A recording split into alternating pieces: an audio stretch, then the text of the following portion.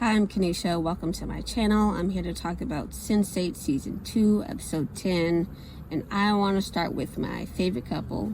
Well, one of my favorite couples. So, I absolutely love that Wolfgang and Kala talked about running away together and being together. I continue to not understand why Kala is with Rajan. I just don't understand. But I do love that Kala and Wolfgang are planning to be together, and I guess they're just gonna have to run away together. Like, that's fine with me.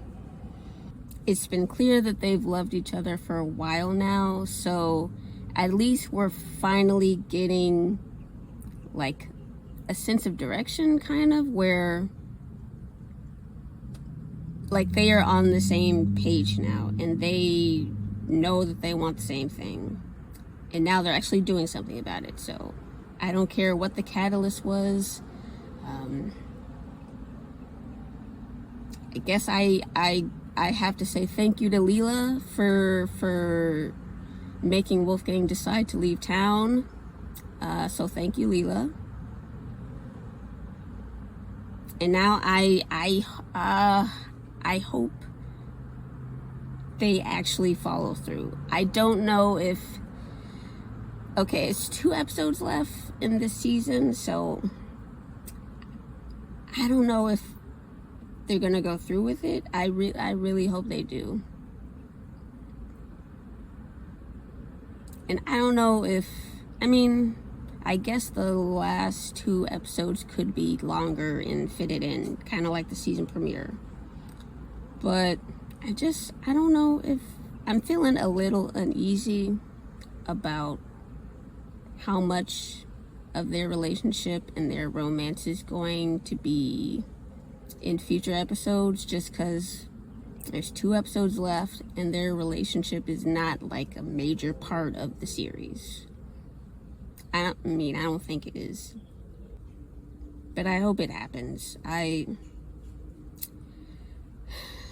just want to see them together. I really like them as a couple, and I hope it happens.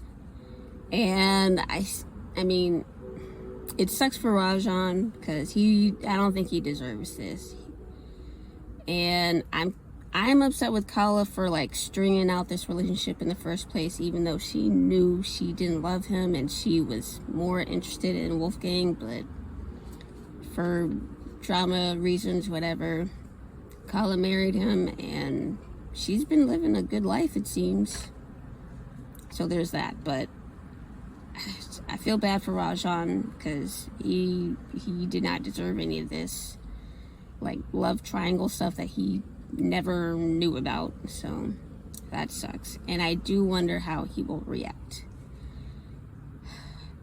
In season 1, it seemed like Rajan was kind of depicted as this charming, sweet guy that was interested in Kala.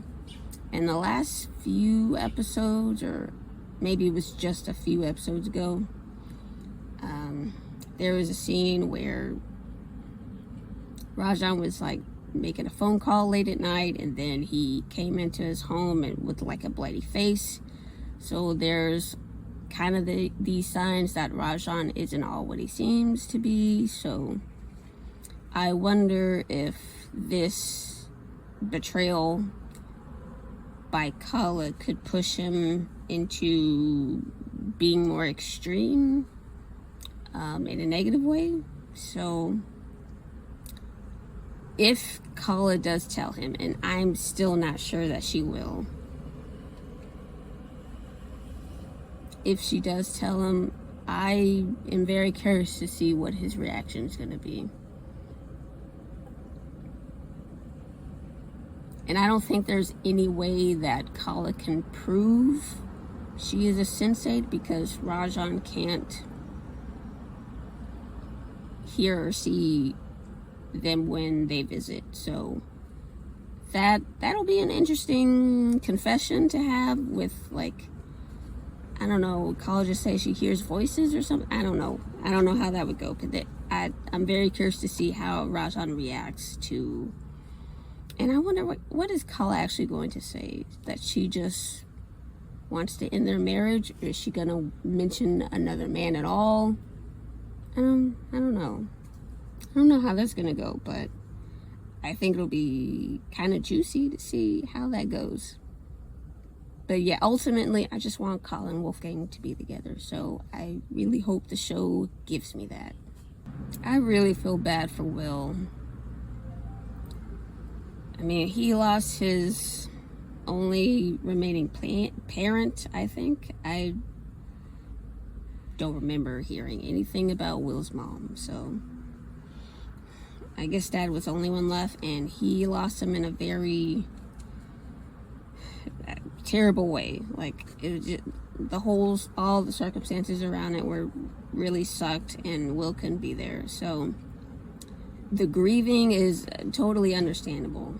Like, I get that he feels awful about it, and it sounds like his feelings are kind of permeating out into the cluster, or at least to Riley. Maybe not to everyone else, but I think they all know and feel a little bit about what he's going through just because of how they're connected. But man, I feel really bad for Will. And I like that Angelica made an appearance, and I like that she tried to console him. I mean, I think that's what that was. She kind of talked about going too far, and maybe that's what she thinks Will is doing by looking into whispers. Maybe she thinks they're going too far, because, I mean, Angelica ran from them, so maybe she doesn't want them to, like, dig into BPO and, I guess, and it just get captured or whatever.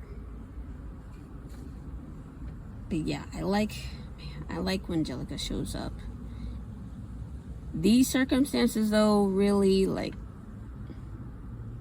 it was just sad. And of course, because of what Angelica did in the very first episode, like, all of her appearances are, like, kind of melancholy, and, like,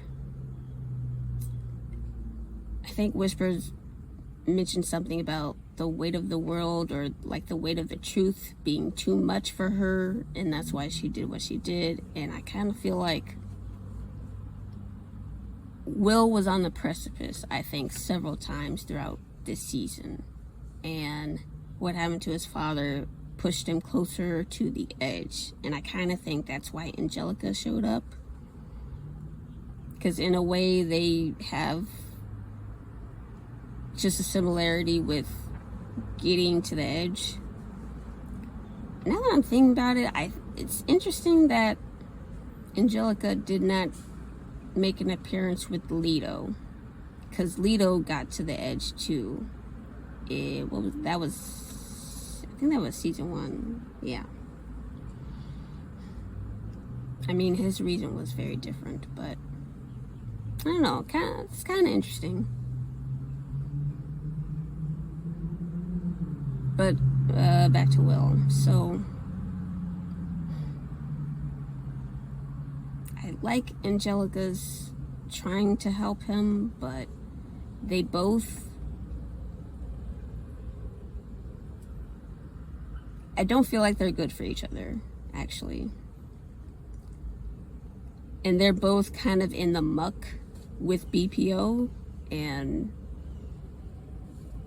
I don't know what they're trying to do, actually. Are they trying to kill Whispers? Are they trying to out BPO as being this, like, I don't know, evil empire or something? I don't know what the goal of the group is, actually. Like, I don't know. It kind of feels like they're just trying to mess with Whispers, but BPO is still gonna do what they're doing without him, I think. So, like, Whispers isn't that important, I don't think, in BPO. And I think BPO can continue on without him. So yeah, I don't know what they're up to, and I kind of don't feel like Angelica should be offering up like emotional advice. I do wish she would talk to them more about BPO, but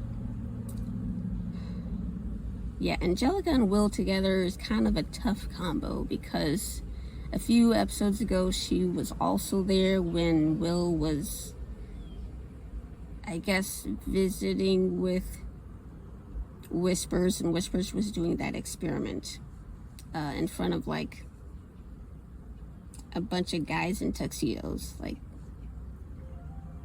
that was a weird moment. But them together, I'm starting to kind of be afraid whenever it happens, Angelica and Will. So I don't know, I'm kind of torn, because I love when Angelica is around, but man, when Angelica is with Will, kind of bad stuff feels like it always happens. So that's unfortunate.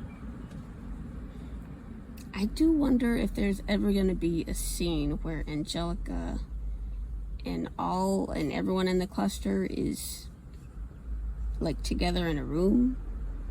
Is there any, like, I don't know how this season ends. I don't know if there was supposed to be a third. I don't know if there's going to be a cliffhanger. I don't know anything. But I do wonder if there is ever going to be a scene where Angelica can be with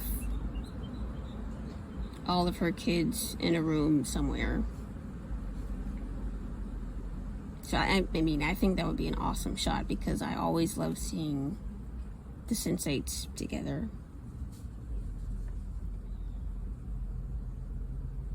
But yeah, I was supposed to be talking about Will. Okay, yeah, Will's having a tough time, and Will, he at least gives Capheus a warning when the rally turns violent.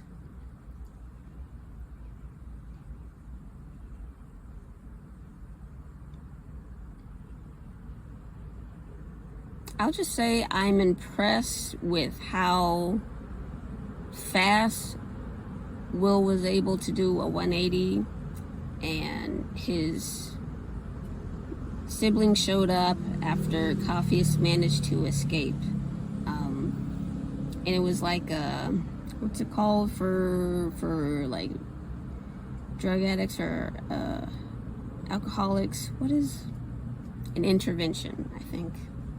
So they kind of had a mini intervention with Will, and he was able to like step up and I guess clear his head a little bit and be there for Sun at the end. So I'm very impressed with how fast that happened. It didn't feel totally realistic, but because they are another species of human, I guess it's that simple. And it's, I don't know, I guess it can just be that way. So I guess we're gonna move on from Will's grieving. I don't know if, like, that feels so weird to say. And of course this is a TV show, so I guess you can't always like call back to Will's father's death. So I guess that's just not gonna happen anymore. So okay. So Will's better now, I guess, with the help of his siblings, and I just hope Will can like keep a clear headspace and like think about all the great moments he had with his dad. It seemed like it was pretty rocky at the end there, but maybe he'll just figure out how to be okay. And I hope that happens for him. speaking of the rally, I really enjoyed Capheus' speech. He was talking about, let me see, love is a bridge, being mixed never mattered, and caring more about differences than what you have in common. I think were really great points to make at that rally, and I think it did show how Capheus is like an everyman. He's just a guy that wants to make the place he lives a little better. And I really like the sort of advice, or I guess pep talk, that Jelly gave him before he made a speech: drive the bus. That's exactly what he had to do. And he didn't have to be polished. Like, he doesn't have to pretend to have experience in running for an election. So I really like that he had that speech about his family and about kind of how it all went south for his parents. And I just thought it was a great speech. And it's also super impressive that there were so many people there. And I wonder, like, how big the city is. So maybe it was everyone from that city, maybe it was some people from neighboring cities, I don't know. Great turnout, and I love the speech. I couldn't help but think when Capheus was talking about his parents and how like neither of the tribes that they were from accepted their love, and they had to go to a new place and like start over, kind of, where people didn't know them. My mind did think about Kala and Wolfgang, and it felt like they were maybe in a similar situation. I hope that Kala and Wolfgang's romance won't end up like Capheus' parents. And if Rajan finds out that there's another man that Kala is in love with, I wonder, he has a lot of money, he seems to be like very important, like an important figure in India. I wonder if Colin and Wolfgang could have a similar ending to what happened with Capheus' parents. Like, I don't know. I just couldn't unhear the like potential with Colin and Wolfgang after hearing what Capheus said about his parents and how how love is a wall kind of wrecked their family. So I don't know.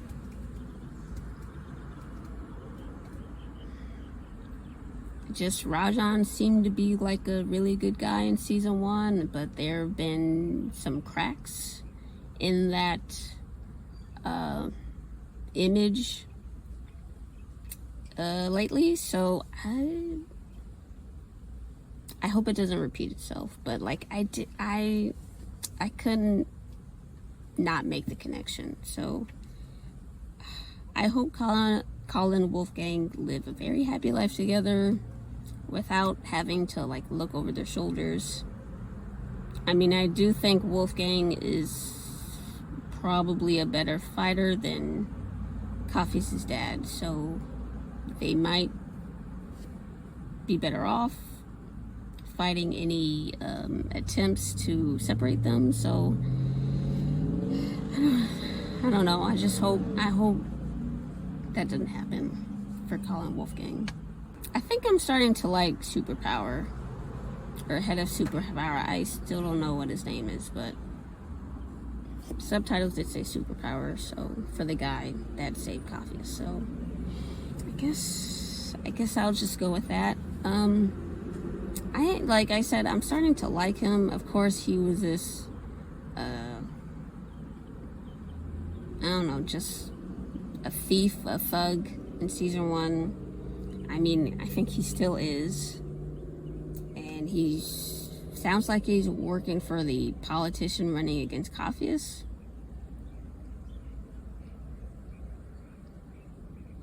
So I wonder how that happened, because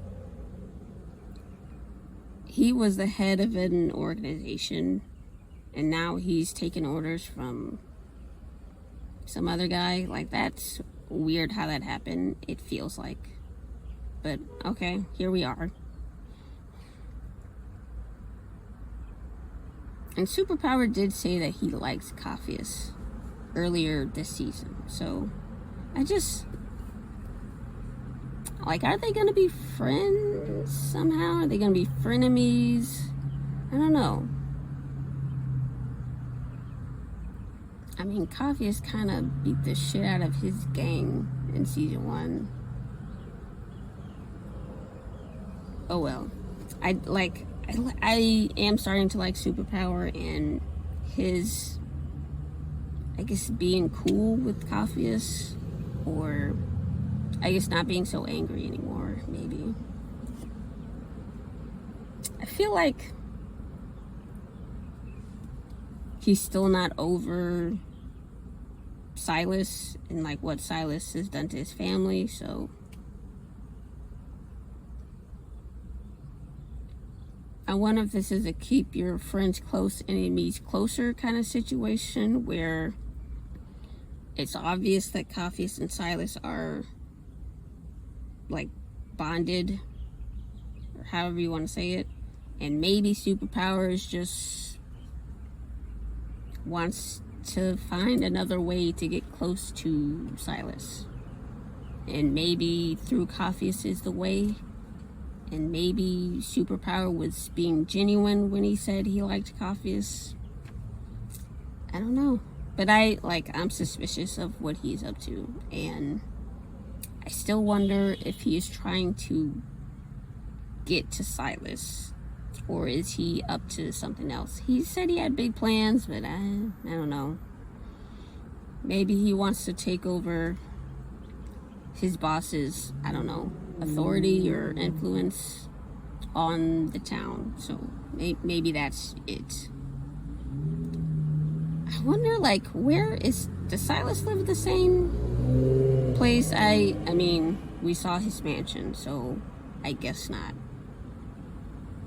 But I guess if Silas lives somewhere else, then Superpower could maybe take over the boss man's like domain, or just take over, I guess. So maybe that's it. I don't know. But I am starting to like him. So maybe, well, I think he will. I was gonna say maybe he won't do something outrageous, but I think he will do something outrageous. And then maybe I'll like him less, whatever. I also really like Lito and Sun, and their like budding friendship.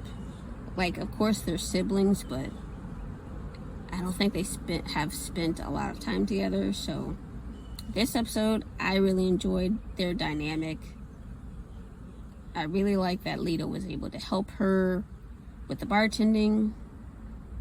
And I'm really surprised that Sun was able to help with the audition. Like, I never would have thought that she would have ended up being in that position. But of course, like, everything that's going on with her, it makes total sense that she could tell the truth. So I really like those. I really like that scene together, and I really like how, like, opposites they are and how well they work together. I guess like an opposite attract situation, and it works for couples and it works for friends. So I really like seeing them together in these episodes. And even with the where were they? The Love Motel that she was hiding in. I really like that scene with them where Lito was able to cry for Sun. And she, of course, she would never cry about her situation. And Lito was crying about his situation. I mean, it was important to him, so it's fair to cry. But comparing it to Sun, not the same level. But I like that scene with them in the Love Motel, and I really like the scenes where they were helping each other with the bartending and the audition. So I really like that. So LHD in Hollywood, they go to, is it the director or the producer? I guess he's the director. Yeah, because he's in the audition. So they show up to the director's party and meet Lito's co-star. I don't know what to make of Blake. When there was that close-up shot of him, I guess, reacting to his name being called, like the face he made, I don't know if that was a good sign for this production. I mean, he's an actor, so he can pretend, but I just didn't get a good feeling from him with his introduction to LHD. And if the show does like show the production of this movie, or maybe they fast forward through it and just show the premiere, like I just don't know what I just don't get a good feeling from Blake.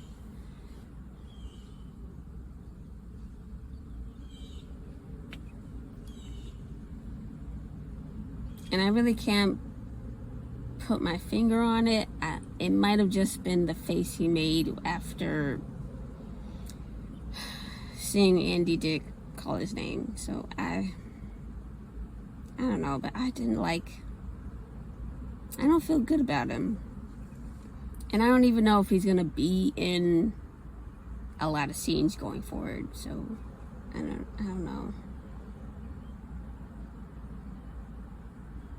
Yeah, right now I just don't really like him.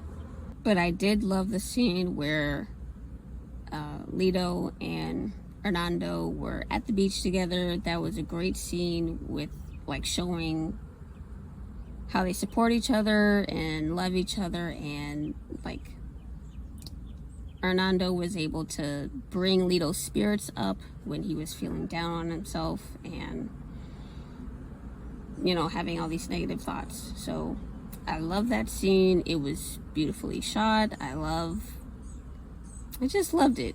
I just loved everything about it. And it was really cute. So I'm glad that we had that scene with them. And I kind of selfishly wish that Danny was in that scene too. Like I've said it every episode that they've been in. I love LHD. I love their dynamic. I love their friendship. And I just wonder what that scene could have been if Danny was there. And I can't say that I would have enjoyed it more, but I definitely, as someone who loves LHD, I definitely would have loved to see the two of them cheering up Lito. And like how that could have played out, and I just like seeing them together. And I do understand that it was just the two of them because it was very romantic. And I think obviously they've spent more time together, and I think they know each other better than Danny knows either of them. And of course, Hernando could speak to Lito's dream, I think, better than Danny. So it all makes sense why it happened the way it happened. I'm just a lover of LHD and want more of them whenever I can get them together. So that's just my own thoughts. I think the scene was beautiful as it is, and I would have liked like, I wonder what a version of that scene would be like with Danny. So yeah, that's just me. Seems like the Bach party is on, and I don't actually know what it's called. Whatever function is happening, I'm just gonna call it the Bach party, because I have no idea. So it's happening, and I'm not really sure what the plan is. Like, it sounded like they wanted to smuggle Joongi out of the party. Like, he was gonna give a speech and they were gonna maybe take him out through the parking garage or something. It's kind of what it sounded like, but I mean, I guess they're trying to isolate him, and then Sun can do whatever she's got to do. I mean, I guess you don't, like, I don't think it would be a good idea for her to expose herself as being his sister who broke out of prison. You know, she's this fugitive, and now she, I don't know, it's just going crazy and hurting everyone in her family. I don't know. Like, I imagine there's probably some press there, so maybe they don't want to make a big fuss, make a big, I don't know, like cause some kind of huge uproar, and like mess up their plan. So, okay, it's smart to not just fuck them up on site. So yeah, they gotta be stealthy, and figure out how to isolate him from the party. So, good plan. I do wonder, like, what is Sun going to do when she is alone with him? I still remember her cellmate saying that she, like, has a heart as soft as a baby bird. So I would be surprised if she kills her brother. And I still, like, the detective is still out there somewhere. I don't know what he knows. Is there, like, security like, I think her brother's going to have security around him at all times because he's a coward and knows he was wrong for what he did. And he's just, like, terrified of the consequences, but he shouldn't have done it in the first place. Anyway. So brother's probably gonna have a lot of security goons around. I wonder if, like, how much of a police presence is supposed to be here. Like, could the detective show up? I said in a previous video that maybe the detective could be the one to interfere with Sun killing her brother. But I don't know. I don't know if the detective is actually gonna be around anymore. Like, I mean, I liked him. I thought he was cool. So I wouldn't mind seeing him again, and maybe he thinks she might want to strike at this party. I don't know, or maybe after the party, I don't know. So the detective could still be on the board and make an appearance at the party. I don't know. I wonder if he's gonna show up again in the series. I wouldn't mind it. And I can't wait to see what Sun does when she has her brother isolated and alone. So I don't think she's going to kill him, but I hope she beats the shit out of him. Maybe she can knock him out and take him to the detective. I don't know. But I can't wait to see it. And I hope the Bach party is at the start of the next episode. Because I really want to see that. But yeah, that's all the topics I want to talk about for this video. So before I wrap it up, let me know in the comments, what did you think about this video?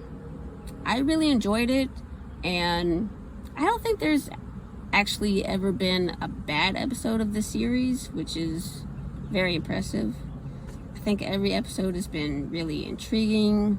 I love the like sci-fi-ness of the show with, you know, a new species of human being.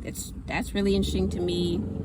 Like, that aspect of the show is really interesting, and it keeps me wanting to know more. The connections that everyone has, like, just everything about the show, I think, has been very well done, and the story is really intriguing and interesting. And yeah, there's just not been a bad episode, I don't think. So let me know in the comments, what did you think about this episode? And do you have a favorite episode for the season? I don't think I have one yet this season. Like, none of the episodes are really standing out to me as like my favorite for this season, but let me know if you have one. So that's gonna do it for me for this video. Thank you for watching. I'll see you next time for episode 11.